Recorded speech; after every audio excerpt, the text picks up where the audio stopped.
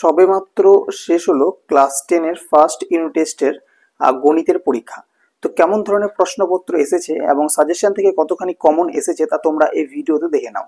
তো যে সমস্ত ছাত্রছাত্রীরা ক্লাস 10 এ পড়ছো বা ক্লাস 10 এর তোমাদের ফার্স্ট ইউনিট টেস্ট পরীক্ষা হয়ে গেছে বা হবে, তারা অবশ্যই এইটি দেখো, তাহলে তোমাদের একটা স্বচ্ছ ধারণা থাকবে যে কেমন ধরনের প্রশ্ন তোমাদের পরীক্ষায় আসতে চলেছে।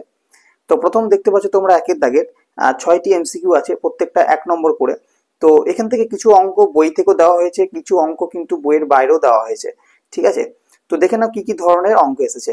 তো প্রথম অঙ্কটির ক্ষেত্রে আছে 2x² + 2x - 3 = 0 সমীকরণের বীজদ্বয় যদি a ও b হয় তাহলে a + b + 1 এর মান কোনটি হবে। দেখো এখানে যেগুলো অপশনের সঠিক দাগ দেওয়া রয়েছে সেটা কিন্তু সঠিক নয়, কারণ এগুলো যেহেতু ছাত্রছাত্রীরা করেছে তাই এক্ষেত্রে সঠিক নাও হতে পারে, ঠিক আছে। আচ্ছা, 2 নম্বর, এটা এক্ষেত্রে আসলে সঠিক হবে, সি এর উত্তরটা হবে 0, ঠিক আছে। 2 নম্বর যে প্রশ্নটি রয়েছে যে আসল ও 1 বছরের সুদ আসলের অনুপাত 20:21 হলে বার্ষিক সরল সুদের হার কত। এটা সঠিক উত্তর হবে 5%। 3 অঙ্কটি রয়েছে একটা শিশুর ওজন প্রতি বছর 10% হারে বৃদ্ধি পায়, বর্তমানে শিশুটির ওজন 10 কিগ্রা হলে 2 বছর পর শিশুটির ওজন কত হবে। এর সঠিক উত্তর হবে 12.1 কিগ্রা। 4 নম্বর অঙ্কটি এক্স, ইট, 16, ওয়াই ক্রমিক সমানুপাতি হলে এক্স ও ওয়াই এর মান কত হবে। সঠিক উত্তর হবে অপশন বি 4 ও 32। 5 দাগের অঙ্কটি দেখো, এ বি ও সিডি দুটি সমান্তরাল জ্যার প্রত্যেকটি দৈর্ঘ্য 16 সেমি, বৃত্তের ব্যাসার্ধের দৈর্ঘ্য 10 সেমি হলে জ্যা দুটি দূরত্ব কত হবে। এর সঠিক উত্তর হবে 12 সেমি, অপশন এ। 6 নম্বর অঙ্কটি দেখো, পাশের চিত্রে কিউআর বৃত্তের একটি জ্যা এবং পি কিউআর বৃত্তের একটি ব্যাস, ওডি কিউআর বাহুর ওপর লম্ব, ওডি 4 সেমি হলে পি কিউ এর দৈর্ঘ্য কত। সঠিক উত্তর হবে 8 সেমি, অপশন সি। এবার হচ্ছে দুইয়ের দাগের গুলো তোমাদের প্রত্যেকটা 2 নম্বর করে থাকছে। মোট এক্ষেত্রে পাঁচটি অঙ্ক আছে, মোট থাকছে তোমাদের 10 নম্বর। তো এখানে 5টি যে অঙ্ক রয়েছে 5টি কিন্তু একদম বই থেকে সব কটা অঙ্ক কিন্তু কমন এসেছে। প্রথম প্রশ্নটি আছে যে বার্ষিক সরল সুদের হার 4% থেকে 3.34% হওয়ায় অমলবাবুর বার্ষিক আয় 60 টাকা কম হয়। অমলবাবুর মূলধন নির্ণয় করো। 2 নম্বর অঙ্ক x, 12, y, 27 ক্রমিক সমানুপাতি হলে x ও y এর ধনাত্মক মান নির্ণয় করো। 3 নম্বর অঙ্ক, একটি ঘরের দুটি সংলগ্ন দেওয়ালের দৈর্ঘ্য 12 মিটার ও 8 মিটার, ঘরটির উচ্চতা 4 মিটার হলে ঘরটির মেঝের ক্ষেত্রফল কত হবে।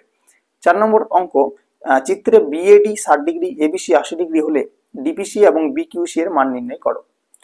5 নম্বর অঙ্ক, এবিসি ত্রিভুজের পরিকেন্দ্র ও এবং ডি বিন্দু বিসি বাহুর মধ্যবিন্দু, কোণ বিএসি সমান 40 ডিগ্রি হলে কোণ বিওডি এর মান নির্ণয় করো, ঠিক আছে। এরপর হচ্ছে 3 দাগের দেখো, এক্ষেত্রে তোমাদের 5 নম্বর থাকে, দুটি অঙ্ক দেওয়া হয়েছে, দুটির মধ্যে যে কোনো একটি করতে হবে। তো প্রথম যে অঙ্কটি রয়েছে সেটা হচ্ছে তোমাদের একটা কারখানার একটা মেশিনের মূল্য হচ্ছে 1,80,000 টাকা। তো মেশিনটির মূল্য প্রতি বছর 10% হারে হ্রাসপ্রাপ্ত হয়, 3 বছর পরে ওই মেশিনটির মূল্য কত হবে। সাথে রয়েছে 2 নম্বর অঙ্ক, জয়ন্ত একটি মাসিক সঞ্চয় প্রকল্পে প্রতি মাসের প্রথম দিন 1,000 টাকা করে জমা করে, ব্যাংকে বার্ষিক সরল সুদের হার 5% হলে জয়ন্ত 6 মাসের শেষে সুদে আসলে কত টাকা পাবে। এই দুটি কিন্তু বই থেকে অঙ্ক। এই অঙ্কটি তোমার রয়েছে একেবারে বইয়ের অঙ্ক রয়েছে, অনুশীলনীর অঙ্ক। আর এই যে অঙ্কটা আছে সেটা কিন্তু বইয়ের উদাহরণ অঙ্ক, মানে তোমার সরল সুদ কষার উদাহরণে দেখবে এই অঙ্কটা দেওয়া আছে, ঠিক আছে। আচ্ছা, এর পরবর্তী যে পেজ রয়েছে সেখানে দেখো সমাধান দেওয়া হয়েছে 2 নম্বর পেজে। প্রথম সমাধানটি একেবারে common, x + b by a + bx = cx + d by c + dx। আর 2 এর থেকে যে অঙ্কটি রয়েছে 3x² - 10x + 3 = 0, দ্বিঘাত সমীকরণে একটা বীজ 1/3 হলে অপর বীজটি কত। একেবারে কমন অঙ্ক। 5 দাগের 1 এই দুটি অঙ্ক কিন্তু একদম কমন। প্রথমে এটা তোমাদের সমীকরণ গঠন করতে হবে এবং তারপর সেটিকে সমাধান করতে হবে। এটা 4 নম্বর থাকছে, যে কোনো একটা করতে হবে। 6 দাগের দুটো অঙ্ক দেওয়া হয়েছে, এটার মান থাকছে তোমার 3 করে, যে কোনো একটা করতে হবে। প্রথমটা দেওয়া হয়েছে তোমার সমানুপাত থেকে এবং দ্বিতীয়টা দেওয়া হয়েছে দ্বিঘাত করণী থেকে, ঠিক আছে। দুটি কিন্তু কমন আছে। তো প্রথম অঙ্কটা আছে যে এ, বি, সি, ডি ক্রমিক সমানুপাতি হলে প্রমাণ করো যে a² + b² + c² * b² + c² + d² = ab + bc + cd তার হোল স্কয়ার। আর করণের থেকে যেটা দেওয়া হয়েছে x = √7 + √6 হলে x³ + 1/x³ এর সরলতম মান নির্ণয় করো। আচ্ছা, 7 দাগের দুটি তোমাদের উপপাদ্য দেওয়া হয়। দেখো ফার্স্ট পরীক্ষায় কোনো প্রয়োগ হয় না, কারণ তোমাদের প্রশ্নের প্যাটার্নে কোনো প্রয়োগ আসবে না।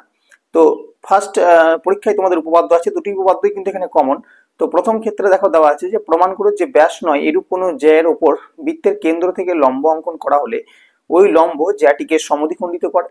আর 2 নম্বর আছে প্রমাণ করো অর্ধবৃত্তস্থ কোণ সমকোণ। এটি মান থাকছে তোমাদের 5 করে, ঠিক আছে।